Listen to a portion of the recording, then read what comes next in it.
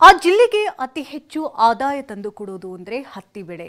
ಇದೀಗ ಅದೇ ಹತ್ತಿ ಬೆಳೆ ಮಾರಾಟದಲ್ಲಿ ಜಿಲ್ಲೆ ದಾಖಲೆಯನ್ನೇ ಬರೆದಿದೆ.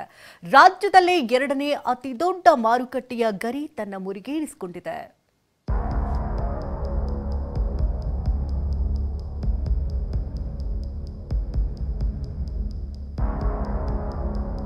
ಹತ್ತಿ ಮಾರಾಟದಲ್ಲಿ ದಾಖಲೆ ಬರೆದ ವಿಜಯಪುರ ಎಪಿಎಂಸಿ.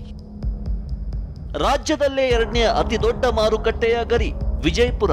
ಗುಮ್ಮಟನಗರಿ ಮತ್ತು ಶರಣರು ಓಡಾಡಿರೋ ನಾಡು ಅಂತ ಖ್ಯಾತಿ ಗಳಿಸಿರುವ ವಿಜಯಪುರ ಜಿಲ್ಲೆಗೆ ಇದೀಗ ಮತ್ತೊಂದು ಗರಿ ಸಿಕ್ಕಿದೆ. ಜಿಲ್ಲೆಯ ಕೃಷಿ ಉತ್ಪನ್ನ ಮಾರುಕಟ್ಟೆ ಸಮಿತಿಗೆ ಹತ್ತಿ ಮಾರಾಟವೇ ಆದಾಯದ ಮೂಲವಾಗಿದ್ದು, ಇದರೊಂದಿಗೆ ರಾಜ್ಯದಲ್ಲೇ ಅತಿ ಹೆಚ್ಚು ಹತ್ತಿ ಮಾರಾಟ ಮಾಡುವ ಎರಡನೇ ಅತಿ ದೊಡ್ಡ ಮಾರುಕಟ್ಟೆ ಎಂಬ ಕೀರ್ತಿ ವಿಜಯಪುರದ ಎಪಿಎಂಸಿ ಪಾಲಾಗಿದೆ.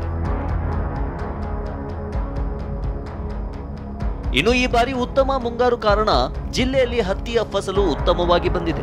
ಇಂಡಿ, ಸಿಂದಗಿ ಭಾಗದಲ್ಲಿ ಹೆಚ್ಚು ಹತ್ತಿ ಬೆಳೆಯಲಾಗುತ್ತಿದ್ದು, ಕಲಬುರಗಿ, ಯಾದಗಿರಿ ಜಿಲ್ಲೆಗಳಿಂದಲೂ ವ್ಯಾಪಕ ಪ್ರಮಾಣದ ಹತ್ತಿ ವಿಜಯಪುರದ ಎಪಿಎಂಸಿಗೆ ಬರ್ತಿದೆ.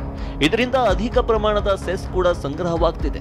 ಈ ವರ್ಷ ಈ ಮಾರುಕಟ್ಟೆಗೆ ತುಂಬ ಚೆನ್ನಾಗಿ ಹರೈವಾಜ್ ಬರ್ತಾ ಇದೆ. ಪ್ರತಿ ವಾರ 1 ಲಕ್ಷ ಕ್ವಿಂಟಾಲ್ಗೂ ಹೆಚ್ಚು ನಮ್ಗೆ ಹಾವುಕ ಬರ್ತಾ ಇದೆ. ಅದು ಹತ್ತಿ ಉತ್ಪನ್ನದಿಂದಲೇ 80% ಆದಾಯ ನಮ್ಮ ಎಪಿಎಂಸಿಗೆ ಆದಾಯ ಆಗುತ್ತೆ.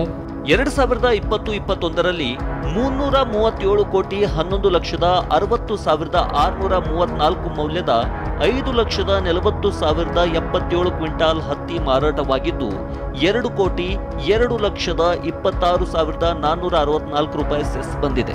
2021-22ರಲ್ಲಿ 409 ಕೋಟಿ 84,92,34 ಮೌಲ್ಯದ 4,38,529 ಕ್ವಿಂಟಾಲ್ ಹತ್ತಿಯಿಂದ 2 ಕೋಟಿ 45,90,952 ಸೆಸ್ ಬಂದಿದೆ.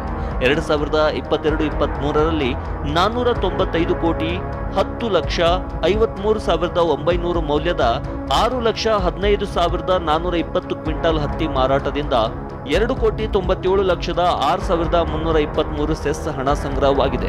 2023-24ರಲ್ಲಿ 496 ಕೋಟಿ 27,920 ರೂಪಾಯಿ ಮೌಲ್ಯದ 6,86,404 ಕ್ವಿಂಟಾಲ್ ಹತ್ತಿ ಮಾರಾಟವಾಗಿದ್ದು, 2 ಕೋಟಿ 97,76,206 ರೂಪಾಯಿ ಹಣದ ಸೆಸ್ ಬಂದಿದೆ. ಈ ವರ್ಷ ಕಳೆದ 1 ತಿಂಗಳಿನಿಂದ ಹತ್ತಿ ಮಾರಾಟ ಆರಂಭವಾಗಿದ್ದು, 269 ಕೋಟಿ 28,09,000 ಮೌಲ್ಯದ 3,84,687 ಕ್ವಿಂಟಾಲ್ ಹತ್ತಿ ಮಾರಾಟವಾಗಿದ್ದು, 1 ಕೋಟಿ 61,56,854 ರೂಪಾಯಿ ಸೆಸ್ ದಾಖಲಾಗಿದೆ. ಈ ಬಾರಿ ದಾಖಲೆ ಪ್ರಮಾಣದಲ್ಲಿ ಹತ್ತಿ ಮಾರಾಟದಿಂದ ದಾಖಲೆ ಪ್ರಮಾಣದ ಸೆಸ್ ಸಂಗ್ರಹವಾಗ್ತಿದೆ.